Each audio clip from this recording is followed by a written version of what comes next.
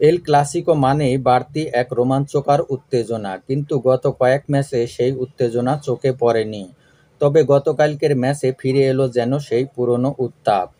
গোল, penalty miss, রেফারির বিতর্কিত সিদ্ধান্ত, শেষ মুহূর্তের লাল কার্ড আর টাচ লাইনে হাতাহাতি, সব মিলিয়ে উত্তেজনা ছড়ানো এক এল ক্লাসিকো দেখল ফুটবল বিশ্ব।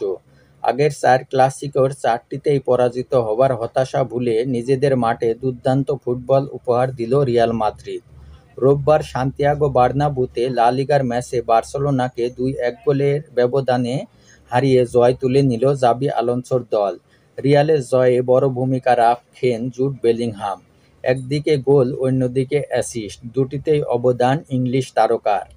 ম্যাচের ২২ মিনিটে কিলিয়ান এমবাপ্পের গোলে এগিয়ে যায় স্বাগতিক রিয়াল মাদ্রিদ, যে গোলটির অ্যাসিস্ট করেন জুড বেলিংহাম। এরপর ৩৮ মিনিটে বার্সাকে সমতায় ফেরান ফেরমিন লোপেজ।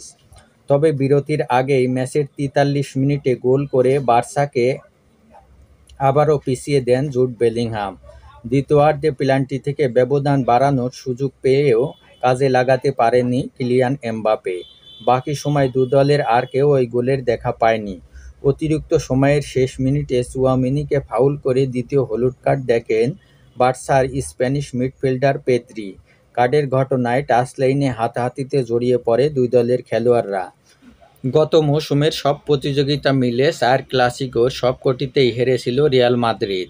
তবে জাবি আলোনসোর অধীনে প্রথম ক্লাসিকোতেই জয়ের স্বাদ পেল তারা। ১০ ম্যাচে ৯ জয়ে ২৭ পয়েন্ট নিয়ে পয়েন্ট টেবিলের শীর্ষে রিয়াল মাদ্রিদ। সমান ম্যাচে ২২ পয়েন্ট নিয়ে দ্বিতীয় স্থানে গতবারের চ্যাম্পিয়ন বার্সেলোনা।